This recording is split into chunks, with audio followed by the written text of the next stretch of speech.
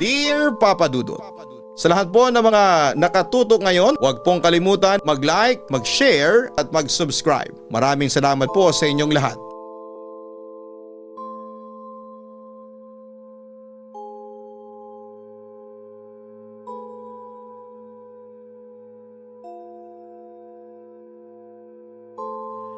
Magandang araw po sa inyong lahat, lalo na sa iyo Papa Dudut at sa mga bumubuo ng Papa Dudut YouTube channel.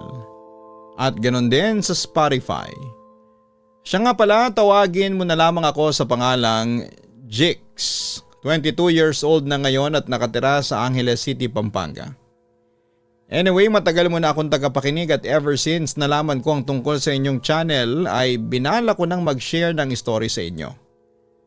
Pero ngayon lang ako nagkaroon ng pagkakataon na tapusin po ito at umaasa ako na maitatampok mo ito sa inyong channel, Papa Dudut. Hindi naman sa mayaman pero may kaya kami dahil nasa ibang bansa ang mga magulang ko dahil sa kanilang pagtatrabaho. Solong anak ako kaya naisipan nilang mag-boarding house ako para na rin matuto ako sa mga bagay-bagay at tumayo gamit ang sarili kong mga paa. Third year college na ako ngayon. First year ako noong naranasan ko ang mga pinaka-creepy na nangyari sa akin at sa mga ka-dorm ko, Papa Dudut. Same university din naman kami nag-aaral at ang dorm namin na tinatawag naming Pink Dorm ay nasa pangangasiwa mismo ng aming universidad. Papa Dudut, maraming mga kwento ng kababalaghan dito sa Pink Dorm. Kapag 10 PM onwards ay makakarinig ka ng mga nag-uusod ng mga kama sa hallway kahit na gabing-gabi na. May mga naglalakad kapag Devil's Hour o 3:00 ng madaling araw. May mga nagpapakita din sa mga salamin ng dorm at minsan pa nga ay binubuksan pa yung mga gripo sa CR namin. At ang pinakamalala ay yung bigla kang sasampalin habang natutulog ka tapos ay kapag nagising ka ay magpapakita mismo siya sa iyo, yung multo.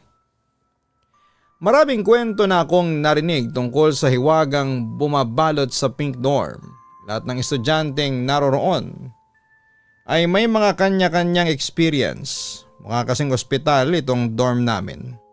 Tapos yung mga house parent alam mong takot sa dorm na yon. Kasi kung minsan daw ay nagpaparamdam sa hallway sa first floor. Pero dahil sa baguhan ako sa dorm ay nakikinig lamang ako sa kwento nila. Pero hindi ako natatakot o nagpapaapekto. Since lumaki naman ako sa pamilyang hindi naniniwala sa mga multo at paranormal experiences. Pero isang gabi, lahat kami ay busy sa pag-review. At dahil may final exam kami bukas, 5 kami sa room nung kaklase ko. 3:40 that time pero taga 3:50 ako. Hilig ko lang talagang tumambay sa room 3:40 kasi nandito yung 3 kong kaklase. Habang nag-review ay biglang nagsalita yung isang kadorm namin na si Ravy. Nasa pinakagilid siya tapos ay kaming 4 naman ay nasa kabilang side magkakahilera. O Jix, halika nga dito bilis. Medyo ganyan yung pagkakasabi niya tapos ay napatingin kaming 4. Ako naman ay nakaramdam ng pagtataka at alam kong parang may kakaiba. Kasi yung room na yon ay madalas ay makakakita ka ng mga kakaibang nilalang. Hindi naman ako nakalapit kaagad so si Ravi na ang napatakbo at agad na pumunta kung nasaan kaming 4 nakapwesto. Doon na kami nagsimulang matakot, itong si Jana at si Ravi ay pumunta sa may tabi ko. Tapos ikinuwento ni Ravi kung bakit niya ako tinawag. Sabi niya ay parang may nagsasalita na kumakanta at umiiyak sa ilalim ng kama niya at parang ginagalaw yung kama niya mula sa ibaba. Kinilabutan ako sa mga sinabi niya. Hindi ako matatakutin pero nakaramdam ako ng takot sa mga sinabi niya. Sinabi ko sa kanila na bababa na ako at doon ko na lamang gagawin ang pag-review. Kaso hindi pumayag yung dalawang matatakutin na sina Ravi at Jana. Samahan niyo na lang akong buwaba at may kukunin lang akong gamit, ang sabi ko. Ang sumama sa akin ay si Rivy at Jana at ang naiwan naman ay si Jessie at si Lian. Pagkakyat namin ulit, yung dalawa ay tahimik kaso ang ingay ng speaker. Naka-Christian song ang dalawa. Ayoko talaga nakakarinig. Mas okay pang nakakakita. Natakot talaga ako, ang sabi pa ni Lian. Habang nasa baba kaming tatlo. Itong si Jessie at Lian ay may naririnig daw na nag-uusog ng kama as in ang lapit daw sa tenga nila sa loob ng room kahit na wala naman daw nagalaw na kama. Maski si Jessie na hindi matatakotin ay natakot din sa mga narinig niya. Di na kami mapakali sa loob ng room. Nagsasabi na ako sa kanila na hindi ko kayang mag-review dito at doon ako sa kwarto ko lalo na noong sinabi ni Lian na may nakikita daw siya sa baba ng kama ni Rivy na itim na figura. Nag-aaway na kami kung saan kami matutulog, kung sa 350 ba o sa room 340. Nagpapasundo na rin ako sa ilang kasama ko sa nasa 350 kasi natatakot kami sa hallway ng ika-4 na palapag. Kahit na kaunting lakad lang papunta sa room 350. So nung dumating na yung mga ka-dorm ko na may sinama din na ka-room ko galing sa ibaba ay nagsimula na kaming magkanya-kanyang hakot ng gamit para matulog na sa ibaba. Nagkakagulo na kasi at ayaw buwaba ni Lian kahit natatakot na siya kasi daw ay nakakahiya. Pero ayaw namang iwan ni Jessie si Lian. Pero napilit naman niya kasi inaasar siya nung isa sa ka-dorm ko sa room 350. May nakikita ka, Lian, no? Hindi mapakali yung mata mo eh. Sabi ng ka-dorm ko na tawagin na lang namin sa pangalang Lenny. Napatayo lang si Lian tapos ay namumulang lumabas ng room at halata mong natatakot na din siya. Sumama lahat sa ibaba at walang naiwan sa room nila kasi pinatay nila yung ilaw. Pagdating namin sa room 350 ay siksikan kami.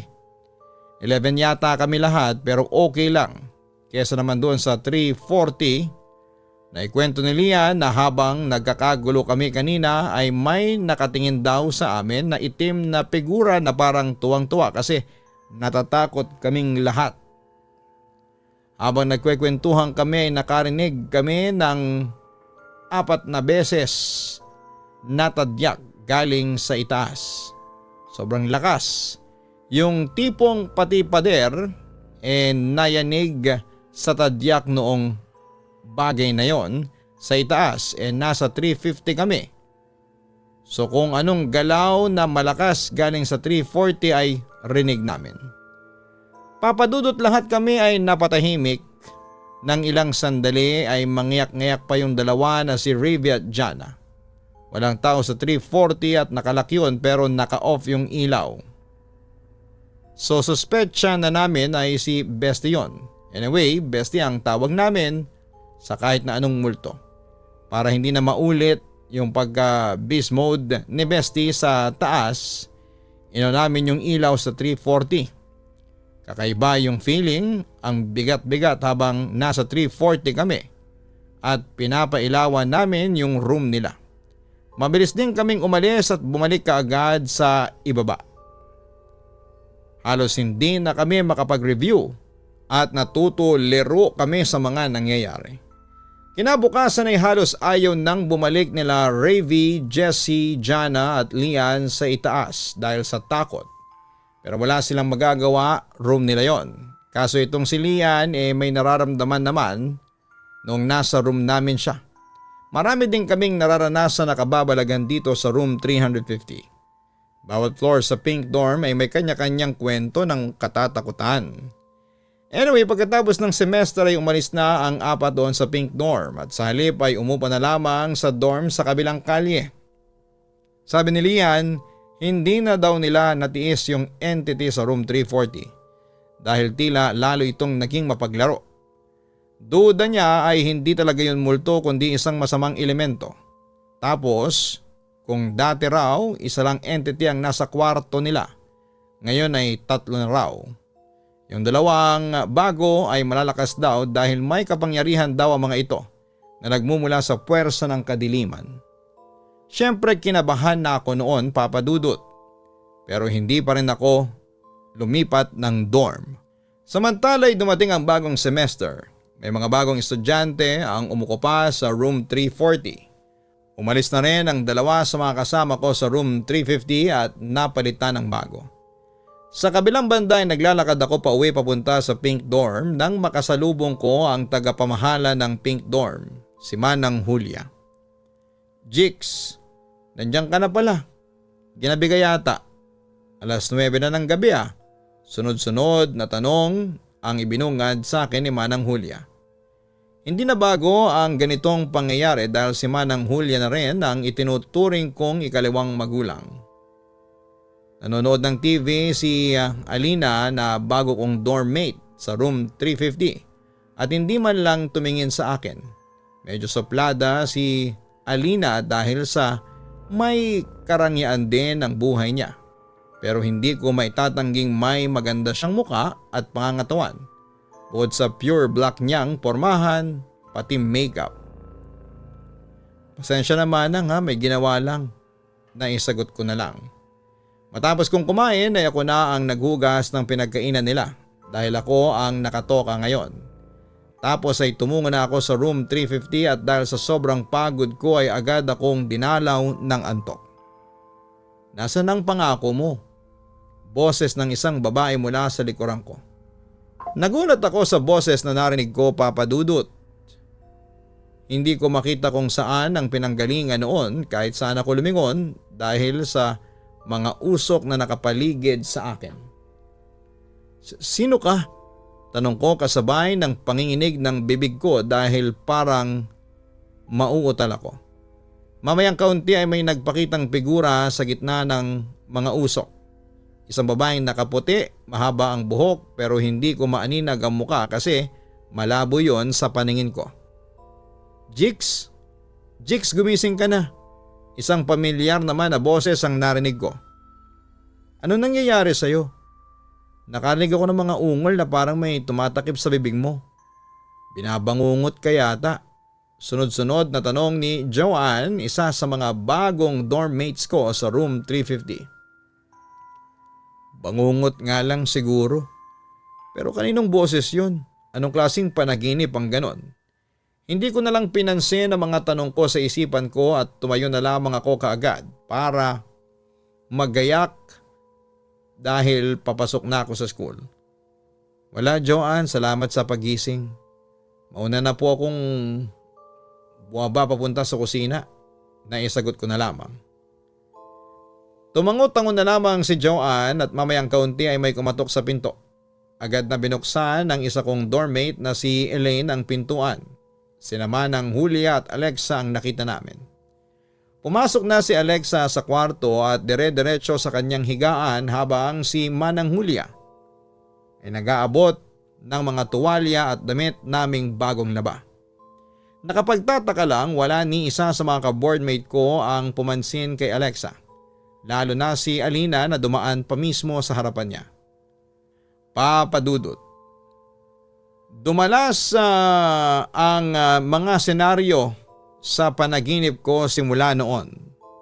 Minsan sa sobrang kakaisip ko ay hindi na ako makapag-focus sa pag-aaral.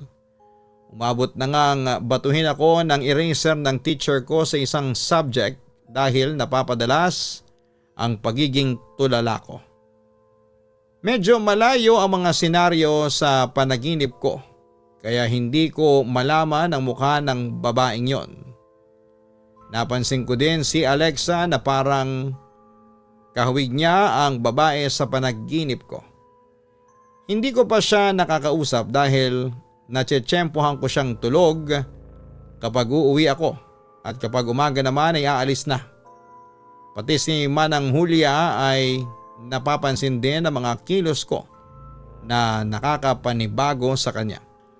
Sa sobrang pag-iisip ko ay parang napagkamalang ko na yata lahat ng babaeng nakakasalubong ko.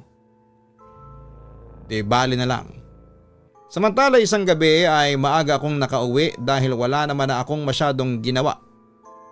Nanonood ako ng teleserye sa TV dito sa sala kasama si Alina. Napansin kong bagong ligo at papasok sa kwarto ang bago naming boardmate. Susundan ko sana kaso'y hindi ko naman siya ka-close para kausapin. Alina, nakakausap mo ba ang bago nating ka-boardmate? Naitanong ko sa kasama ko. Hindi niya ako nilingon dahil tutok na tutok siya sa pinapanood namin. Kakalabitin ko na sana nang bigla siyang sumagot. Hindi eh. Binalik niya rin ang atensyon niya sa pinapanood niyang teleserye. Nakaramdam ako ng antok kaya mauna na akong matutulog sa kanya dahil si Manang ay kanina pang tulog. Kapag maaga akong nakauwi dito ay natutulog agad si Manang Julia. Sinabihan ko si Alina na tanggalin niya ang saksak ng TV at i-off na ang ilaw pero tinarayan niya lamang ako. Hindi na ako bata, alam ko nang ginagawa ko. At isa pa, mas matanda ako sa iyo ng 1 taon ha, Jix, ang sabi ni Alina pero nakatingin siya sa TV. Nilingon ko siya pero hindi na ako sumagot. Itinuloy ko na lamang ang paghakbang paakyat sa hagdanan para pumasok sa kwarto ko sa 2nd floor. Agad akong dumapa sa malambot na kutsyon at dahan-dahan na ipinikit ang 2 mata ko. At tuluyan na naman akong nakatulog. Nasaan ang pangako mo? Boses ng isang babae mula sa likuran ko. Dahan-dahan akong lumingon sa kanya, isang babae na hanggang ilong ko ang tangkad niya sa height ko na 5'8". Maputi siya pero medyo namumutla. Hindi mo makita ang mukha niya dahil bukod sa nakayuko siya ay nakatakip pa ang sarili niyang buhok sa mukha nito. Sino ka? Nauutal kong tanong. Dahan-dahan niyang inangat ang ulo niya kasabay ng dahan-dahan rin na pagbuka ng bibig niya pero napansin kong sumusobra na ang laki nito. Nabigla ako sa nakita ko kaya napatras ako at napaupo sa madamong lupa. Sinubukan kong tumakbo kahit na wala akong makita dahil sa mga usok sa paligid ko. Kaso'y natapilok ako bigla na halos hindi ako makatayo sa sobrang sakit. Sino ka ba kasi? Utal-utal kong tanong nang makita ko ang body figure niya mula sa mga usok sa paligid. Lumakad siya papalapit sa akin na sinabayan niya ng nakakakilabot na tawa. Gusto ko nang tumakbo pero hindi ko magawa dahil sa may nararamdaman akong sakit. Kaya naisipan ko na lamang na gumapang. Nasaan ang pangako mo? Usal niya. Dahan-dahan akong gumapang palayo sa kanya. Pero paisa-isa din ang hakbang niya papalapit sa akin. Hindi ko na kaya pang gumapang. Lumingon ako sa kanya at nakita kong hahawakan na niya ako. Pero, Jix? Pamilyar na mga boses na tumatawag sa akin. Nagising ako, panaginip na naman pala. Sina Alina at Joanne lang pala ang gumigising sa akin. Malalim at sunod-sunod ang paghinga ko. Pinagpapawisan din ako ng malamig pero ang katanungan sa isipan ko ay hindi pa rin nasasagot.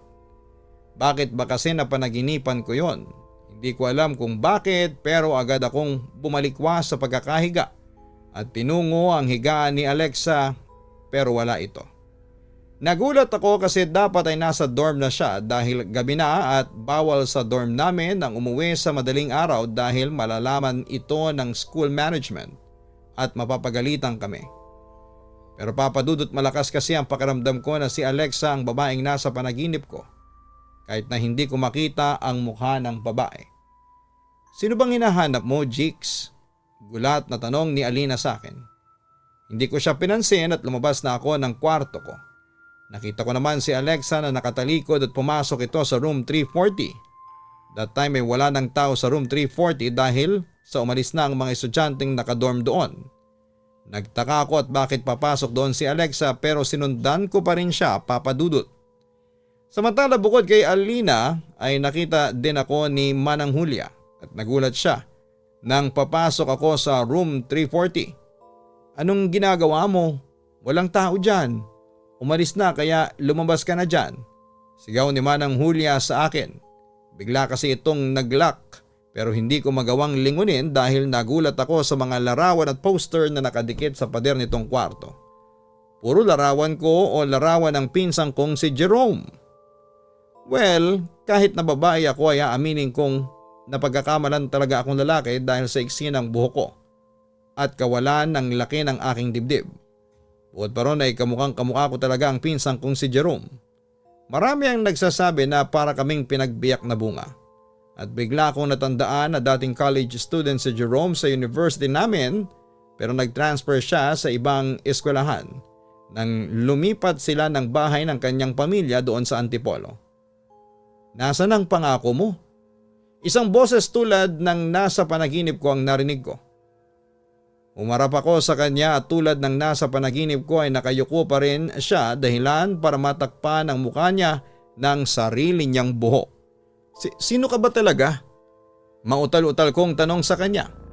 Medyo kinabahan ako at sunod-sunod din ang pagkabog ng dibdib ko habang nasa harapan ng babaeng ito. Jix, ano ba? Lumabas ka na dyan. Buksan mo ang pinto. Sigaw ulit ni Manang Julia mula sa labas nitong kwarto. Dahan-dahan siyang tumingala at sa wakas ay nakita ko rin ang mukha niya pero bakit? Bakit nakatahi ang bibig niya? Napansin ko din na nagiging kulay itim din ang mga mata niya.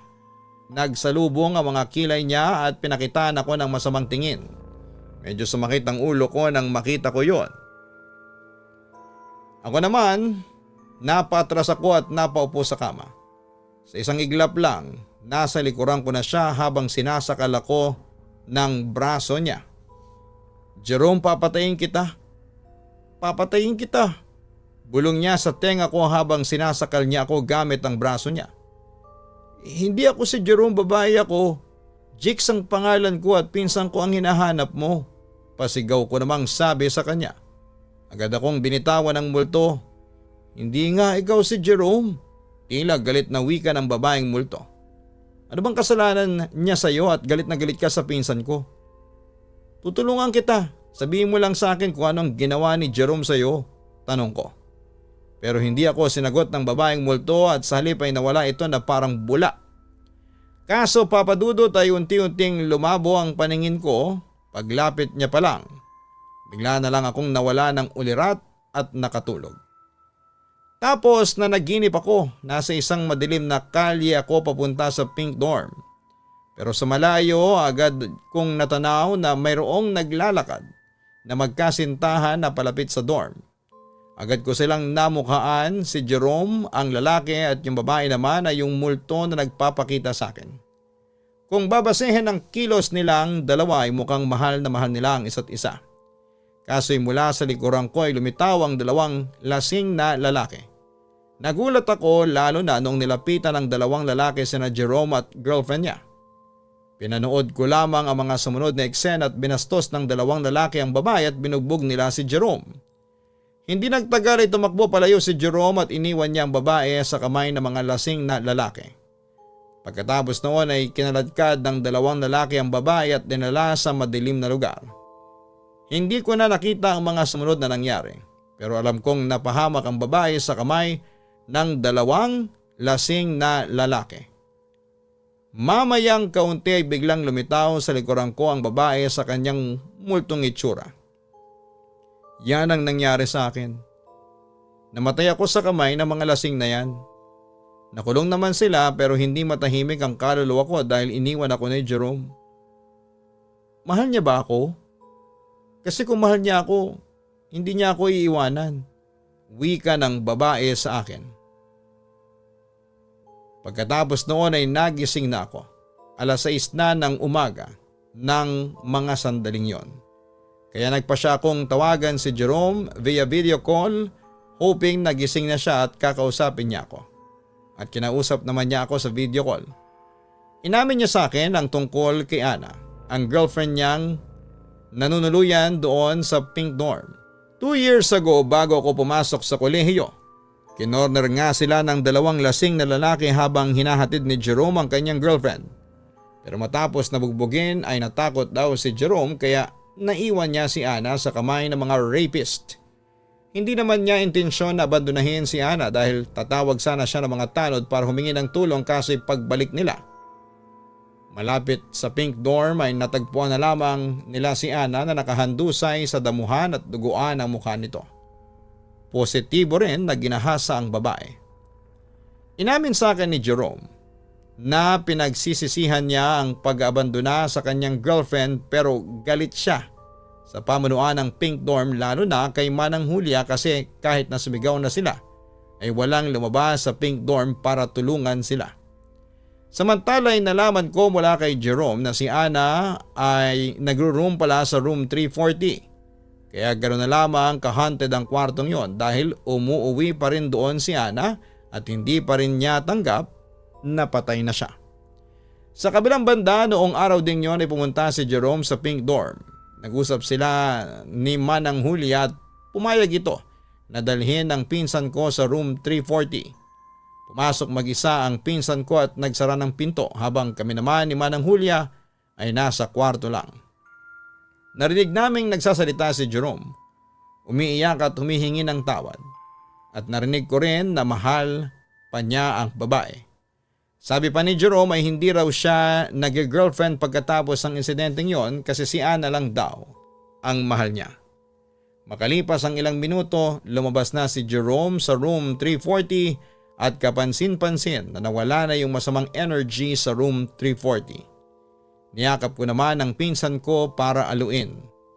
At yun nga papadudot, simula noon ay hindi na ako nakaramdam ng kahit na ano sa pink dorm. Yes, may naririnig pa rin akong nagmumulto sa loob ng dorm namin ayon sa mga kwento pero mukhang ibang entities na sila at hindi na si Ana. Simula kasi nung pumunta si Jerome sa pink dorm ay hindi na nagparamdam si Ana kaya convinced ako na nakatawid na ito sa afterlife dahil sa nagkausap na sila ng pinsan ko.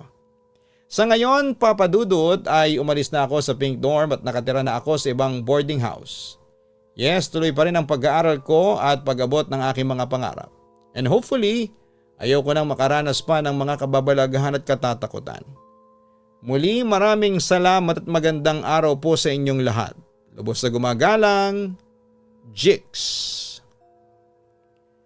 Maraming salamat sa iyo, Jix, sa pag-share mo ng iyong kwento sa aming programa. Ayon nga sa mga paranormal experts, ang mga kaluluwa talagang hindi matahimik o hindi makapunta sa liwanag dahil na rin siguro sa mga unfinished business nila. O di kaya ay naghahanap sila ng kasagutan o hustisya. Although ay naman sa mga taong simbahan wala daw kaluluwang ligaw. Pero meron daw mga entities na nagpapanggap na mga kaluluwa ng mga yumao para makapanlin lang ng tao. Ito raw ay alagad ng dyablo at hindi dapat paniwalaan o bigyan ng pansin. Ganon pa man, anuman ang totoo ay ugaliin nating ipagdasal ang mga yumao nating mahal sa buhay. Nang sa ganon ay matulungan sila ng Panginoon na makatawid patungo sa kabilang buhay.